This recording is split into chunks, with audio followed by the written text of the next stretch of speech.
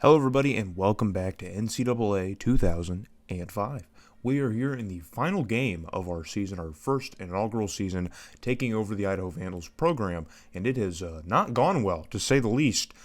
Only one win. We've lost 6 straight now.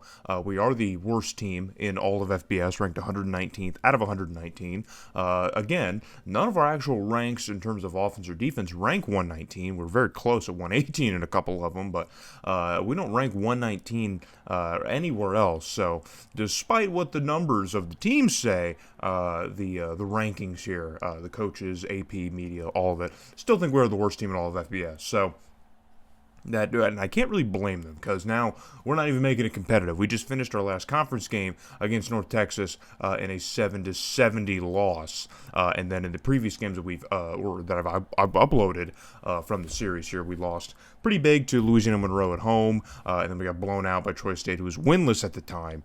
We got blown out on the road there as well, and now we are playing Hawaii out of the WAC, who I don't think they have any conference winning implications in the WAC, but they have had a decent season, so an out-of-conference win against us would help their season look a little bit nicer here. On a 3rd and 22 from our quarterback, he's going to lob this one up, and somehow in triple coverage, number 14 is going to be able to come down with it, man. He's been playing pretty well the last couple of weeks. Not well enough for us to win anything, but just playing decent enough. and 16 back in the fold here. The offense looks halfway competent. I only say halfway because still not competent. But on a rollout here, it is going to be another completion across the middle. And number 19, who had a fumble on a kickoff earlier in the last video, which kind of helped things spiral out of control against Troy State.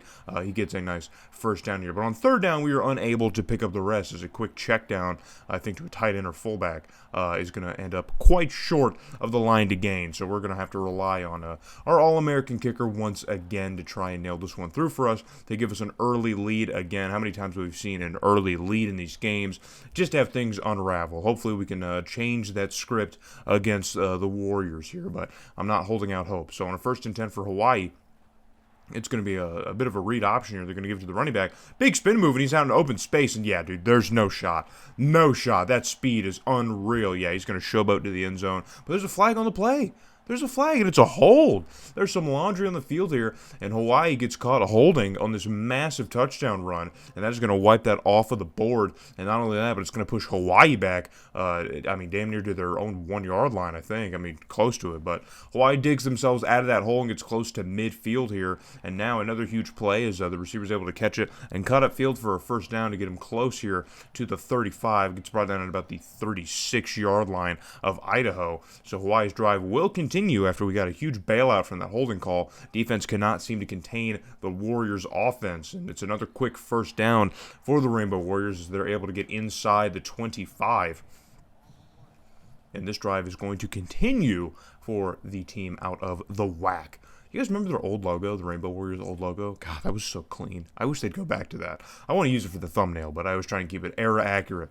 But either way. So number 13 for Hawaii, which I think is also a famous person, correct? I think this is the era where Hawaii's got that really good quarterback. What was his name? You guys remember his name? I can't remember his name. But I think this is the era where Hawaii actually has their decent quarterback and their team's actually not that bad. They're actually pretty good. It's like the one good stretch of Hawaii football ever. But either way, we do manage to stop Hawaii, though, eventually, and they are able to knock home a field goal to tie things up at 3. And so the first quarter is going to end tied 3-3. So just put a pin in it. Put a pin in it. Just put a pin in it. Hawaii back on offense as our defense, or as our offense is unable to move the football, but Hawaii is having no trouble as they get another first down here. And that's going to get them closer here inside the 25, getting close to the red zone. I like the nice added attention to detail to put Hawaii's fans in the shirts, in Hawaiian shirts. I think that's such a nice touch. That's such a small thing that could go unnoticed, but I think that's really, really cool. So Hawaii tries to go for a shot towards the end zone, but the receiver cannot come down with it, and he gets injured. That's the second Hawaii injury we've seen. It's turning into a clinic for the Warriors. But that was a 3rd down, so they're going to have to rely on special teams once again to try and finish off a drive, and their kicker is good. So 6-3 is going to be the score here. Now we are finally on offense again. number 16 getting absolutely rattled, and the ball comes loose on a sack, and it's going to be a strip sack and a fumble recovery by the Warriors. So he held on to the ball quite a bit throughout the process of that tackle. Like initial contact, he still had it, but the ball eventually flipped outward. So that's going to be a fumble. So Hawaii with a gifted opportunity here in our own end, and on one play or a couple plays later, right in the end zone it goes for a Hawaii touchdown. So our defense was doing well here, but they had to run right back out onto the field to play another series they were not prepared for, and Hawaii finally able to break through here and get 7 points. So 13-3 is now the score. Hawaii again with the football as our offense continues to stagnate and struggle here in the second quarter, and Hawaii's offense is not having any such problems as they get another big completion to get him inside the 30-yard line of Idaho, and they will continue this drive here early in the second quarter. So 1st and 10 here, the quarterback, quick release here, down the sideline right in the pocket here, found the hole in the zone again, man. There was just no one there. That route was ran perfectly as he got behind the DBs. It was able to just find some open space here. Number 12 was able to find him. So Hawaii with another quick touchdown, and just like that, a 3-3 game turns into 20-3. So again, on our own end, number 16 going to get strip sacked, and our O-line cannot contain Hawaii's D-line. You wouldn't think that Hawaii's got that much space up front, but against these Vandals, they've got plenty of enough space or size, and they were able to get in and cause another strip sack. So Hawaii with another opportunity inside the red zone off of an Idaho turnover. It's going to turn into a first down inside the 10, brought down at about the Idaho 6 or 7 yard line. We'll see where they spot it, but we have yet to get a first down since Hawaii's started this onslaught here in the second quarter. So a first and goal here, still 3 minutes left to go in the half, so plenty of time to work here, but it doesn't matter because it's going to be another Rainbow Warrior touchdown, and just like that, man, things just kind of continue to unravel for these Vandals. A couple mistakes start to mount, and things just kind of get out of control, man. It's playing out like a real-life kind of FCS, FBS kind of matchup, man. A quick rally in the beginning here, and then things just kind of fall apart, and that's just kind of what's happening here. Is Hawaii's going to add another touchdown before the half is over. Didn't even matter how they got the football this time. They just had it in our own end, that well, and a 31-yard pass from number 12, and number 4 who's back in. Remember, he got injured earlier in the game, but he's back in, and he's making a major impact immediately, making a huge impact getting into the end zone. So 34-3 now. 34-3. And just a minute left to go in the first half. Number 16 trying to roll out and get something done here. Number 14 finds some open space off of the reception, spins out of some trouble here and gets a few more yards.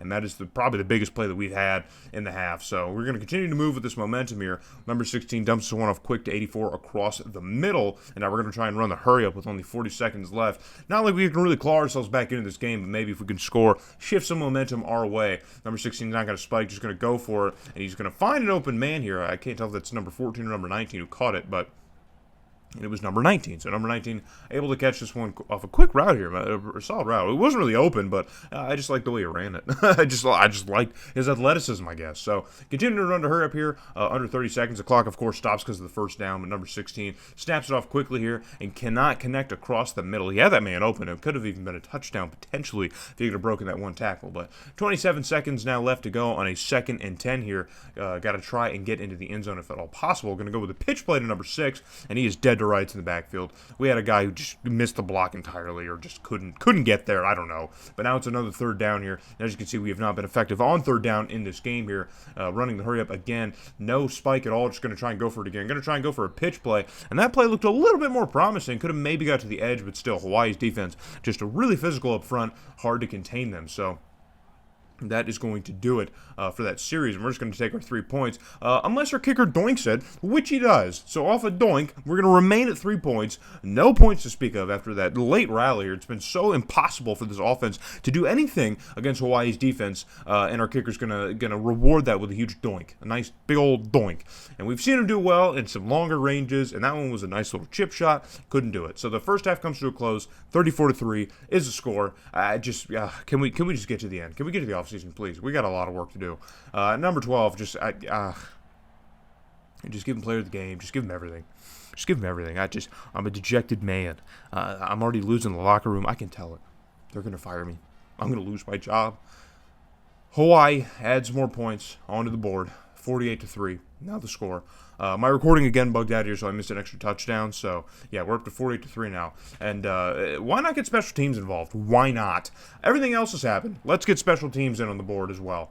Just give them one. There it is. Punt return. Huge punt return.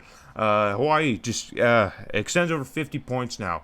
We've seen these blowouts on the schedule. We haven't watched one, and now we're going to get the chance to watch one. So we have an opportunity on offense, but guess what? Nothing. Number 16. What are you throwing at? Nothing. We need a quarterback, man. We need one desperately. So let's bring out the kicker. Another chip shot here. No way he misses it twice. He missed it twice. He missed it twice. He missed it twice. So, hey, at least we got at 9 points instead of 3. But, yeah, that doesn't happen. So, third quarter ends 55-3. Yeah, 1-11, guys. We're heading for it, 1-11. It's cool that Hawaii had a nice season. It's good when Hawaii's good. I think it's good for college footballs when Hawaii's good. Now number 12 is going to run it because I guess not enough has happened. Not enough throwing touchdowns or special teams. He wants to run one as well. So he's going to run it. He's going to run the option here, and he's just going to keep it himself because there's no threat from our defense to contain them. So game's going to end here 69-3. A nice firm blowout at the hands of the Warriors is how we're going to end the season. And that flight back to Moscow is going to be a little quiet. Going to be nice and quiet. And Lynch is going to be thinking about his future plans. Maybe brush up on the resume. Make sure the LinkedIn is up to date. Because who knows what happens once we get out of this game and get back into the hub world. But we just got to get out of here, man. We got to end this year. Regardless whether it's with Lynch or with somebody else, there's a lot of work to do for the Vandals team here. Obviously, things just didn't work out. Hawaii doubled our first down numbers and doubled our offensive production. Doubled everything. Just doubled it. Doubled it. Take it, double it, give it to the next person. 5 of 17 on third down. He had 17 third downs. So nothing was happening on first and second down for the Vandals at all. Couldn't convert on any red zone opportunities at all. Yeah, dude. Two punt return yards. I can't believe Hawaii punted. Just period. I can't believe they punted. That's just wild. Probably should look at number 12 stats, but we're not going to. So number 16, 13 for 34, 163 yards, and nothing else. Goose eggs across the board. Nothing else to speak of. So not a great game here. Number 6 does get 48 yards. I feel like that's the most he's had in a few weeks. So not running the ball efficiently well at all. Number 14, number 19 have about the same day. Number 8, our top DB, leading the team in tackles with 5, and 1 TFL. I mean, there's just nothing here. There's nothing here, man. We got to fix the team. We just got to fix it. And then 1 for 3, a disaster game from our All-American kicker. Yeah, won't be getting those honors again. No, sir. Coming back to the hub world now, here is your Heisman results. Number 43, the running back from Kansas State, which I think is Darren Sproles. I'm pretty sure it's Darren Sproles. He wins the Heisman. And number 5 for USC, at the bottom you see, that is Reggie Bush. he barely got in here. But moving ahead now to the end of our season, take a look at just, the bowl screen. This is just where I ended. But Kansas State would actually lose the national title game to LSU. So LSU would grab two two-loss teams in the national title game. That's interesting. But season's now over, thank God, but we got a lot of work to do. I haven't been fired yet, so we're going to go in with Lynch and try and fix the team. So hope to see you guys in the offseason when we get started.